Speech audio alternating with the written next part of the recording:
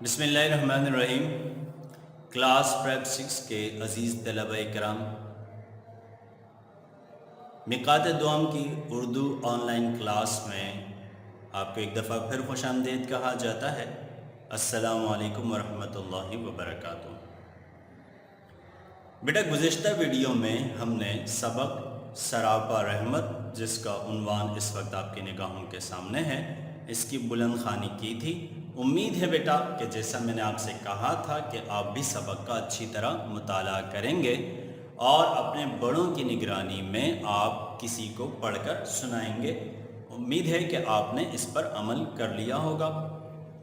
آج ہم عملی کتاب کی جانب بڑھ رہے ہیں۔ اس وقت آپ اپنی عملی کتاب سامنے رکھیے، شاباش۔ عملی کتاب صفحہ نمبر 13، عملی کتاب صفحہ نمبر 13 سے آج ہم مشق کا آغاز کرتے ہیں۔ اس وقت عملی کتاب صفحہ نمبر 13 آپ کے سامنے ہونی چاہیے۔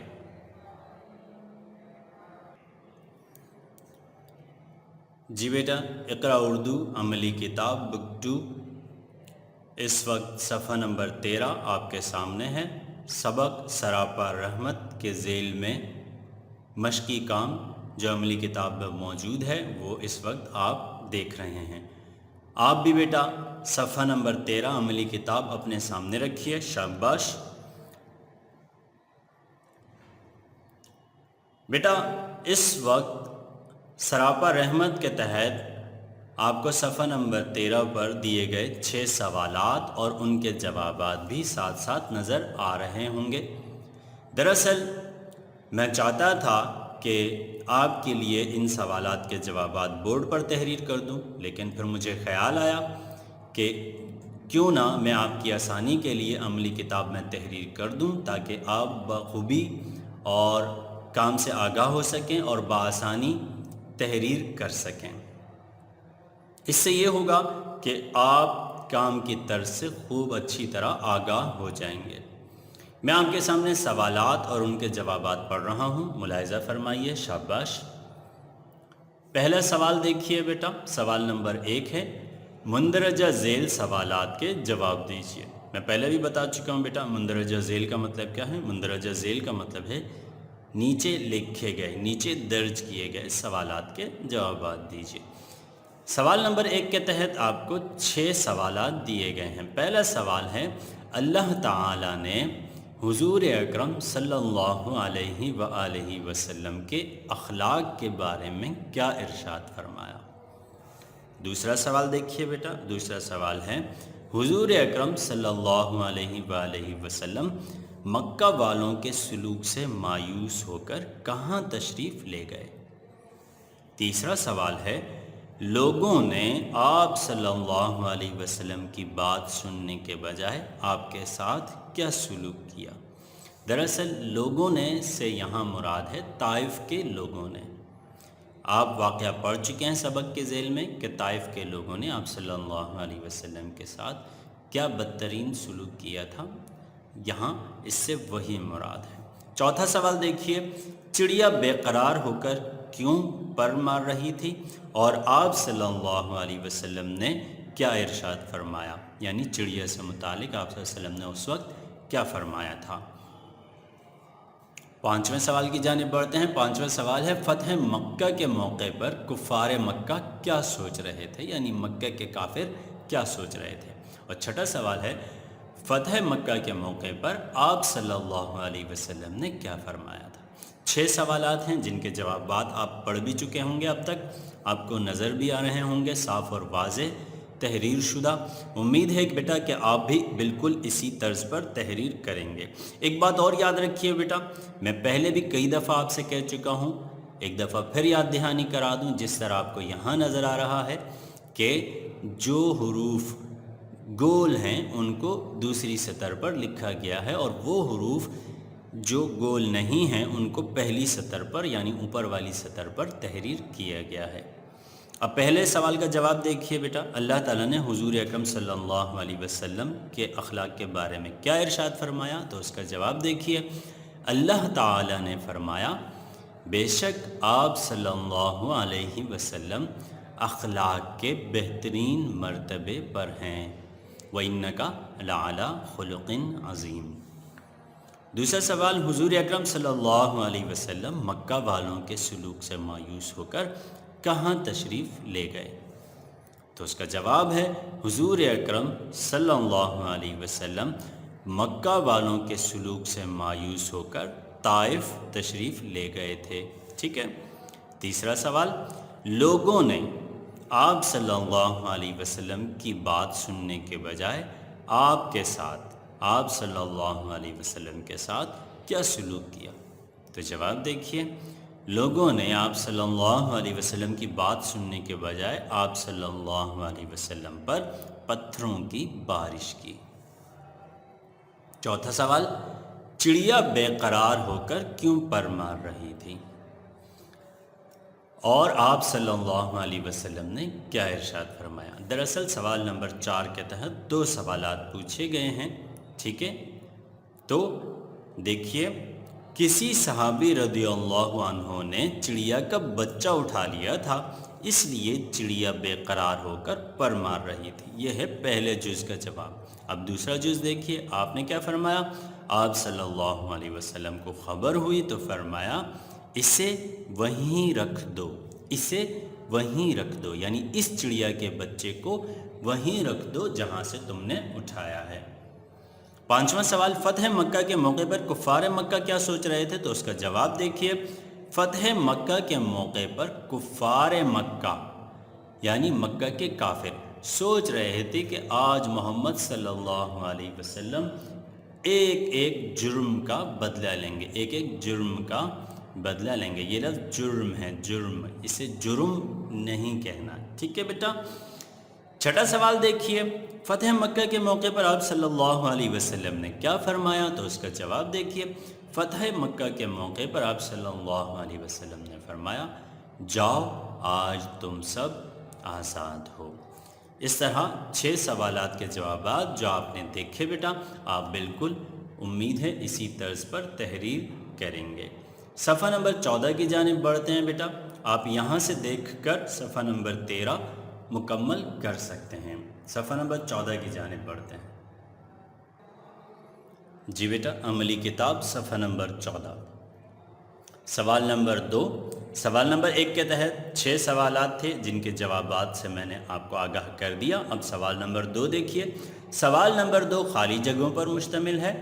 خالی جگہوں میں مناسب لفظ لکھ کر جملہ مکمل کیجیے، یعنی جو خالی جگہ میں ڈیش دیا گیا ہے اس ڈیش پر صحیح لفظ لکھنا ہے اور جملے کو مکمل کرنا ہے۔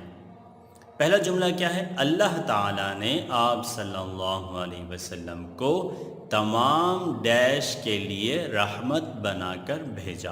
اب یہاں ایک لفظ کا ہم اضافہ کریں گے تو جملہ مکمل ہو جائے گا۔ اللہ تعالیٰ نے آپ صلی اللہ علیہ وسلم کو تمام جہانوں کے لیے رحمت بنا کر بھیجا۔ یہ سبق کا سب سے پہلا جملہ تھا جو ہم نے یہاں تحریر کیا ہے۔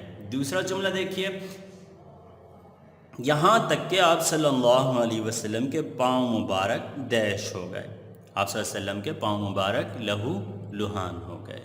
تیسرا جملہ، سفر سے واپسی پر راستے میں کوئی بچہ مل جاتا تو ڈیش میں پہل کرتے، یعنی سلام میں پہل کرتے۔ شاباش۔ اگلا جملہ دیکھیے، ہمارے پیارے نبی صلی اللہ علیہ وسلم ڈیش رحمت ہی رحمت تھے، ہمارے نبی صلی اللہ علیہ وسلم سراپا رحمت ہی رحمت تھے، مجسم رحمت ہی رحمت تھے۔ اگلا جملہ، آپ صلی اللہ علیہ وسلم کا ایک ایک قول ایک ایک عمل ہمارے لیے ڈیش ہے، ہمارے لیے بہترین نمونہ عمل ہے، بہترین نمونہ عمل ہے۔ یہ سبق کا دراصل آخری جملہ تھا، آپ کتاب میں بھی دیکھ سکتے ہیں اقرا اردو میں، ٹھیک ہے۔ چھٹا جملہ دیکھیے، ڈیش ایک خوبصورت اور سرسبز شہر ہے، اس کا ذکر بھی سبق میں موجود ہے، طائف۔ طائف ایک خوبصورت اور سرسبز شہر ہے۔ اور ساتواں جملہ، ڈیش میں آپ اپنی مثال آپ تھے، عفو و کرم میں، عفو و کرم میں آپ اپنی مثال آپ تھے۔ عفو و کرم یعنی کہ نرمی اور مہربانی میں آپ صلی اللہ علیہ وسلم اپنی مثال آپ تھے۔ اپنی مثال آپ ہونا یعنی آپ کی طرح کوئی نہیں تھا، آپ سب سے اعلیٰ تھے۔ تیسرے سوال کی جانب بڑھتے ہیں بیٹا، آپ بالکل اسی طرز پر خالی جگہ مکمل کر لیں گے۔ تیسرا سوال ہے مندرجہ ذیل الفاظ کے معنی کتاب میں دی گئی فرہنگ سے دیکھ کر لکھیں اور پھر ان الفاظ کو اپنے جملوں میں استعمال کریں۔ دیکھیے بیٹا، یہاں الفاظ دیے گئے ہیں، 5 الفاظ ہیں۔ الفاظ کے ساتھ ایک معنی کا کالم دیا گیا ہے۔ چونکہ آپ پہلی مرتبہ یہ کام کر رہے ہیں، اس لیے آگاہی کے طور پر میں نے یہ بھی آپ کے لیے تحریر کر دیا ہے۔ انشاءاللہ آئندہ آپ یہ کام خود تحریر کریں گے، آپ حصہ فرہنگ سے دیکھ کر الفاظ کے معنی خود لکھیں گے۔ یہ میں نے حصہ فرہنگ سے دیکھ کر آپ کے لیے یہاں لکھ دیے ہیں، دیکھ رہے ہیں آپ۔ یاد رکھیے کہ جملے میں آپ دیا گیا لفظ استعمال کریں گے، جو لفظ دیا گیا ہے وہ لفظ آپ جملے میں استعمال کریں گے، معنی کا آپ جملہ نہیں بنائیں گے، ٹھیک ہے بیٹا۔ سب سے پہلا لفظ ہے سرسبز، تو اس کا جملہ جو میں نے یہاں آپ کے لیے لکھا ہے، اسلام آباد سرسبز شہر ہے۔ دوسرا لفظ ہے شفیق، شفیق کا مطلب کیا ہے؟ شفقت رکھنے والا، ٹھیک ہے، پیار اور محبت کرنے والا۔ میرے استاد بہت شفیق ہیں، میرے استاد بہت شفیق ہیں۔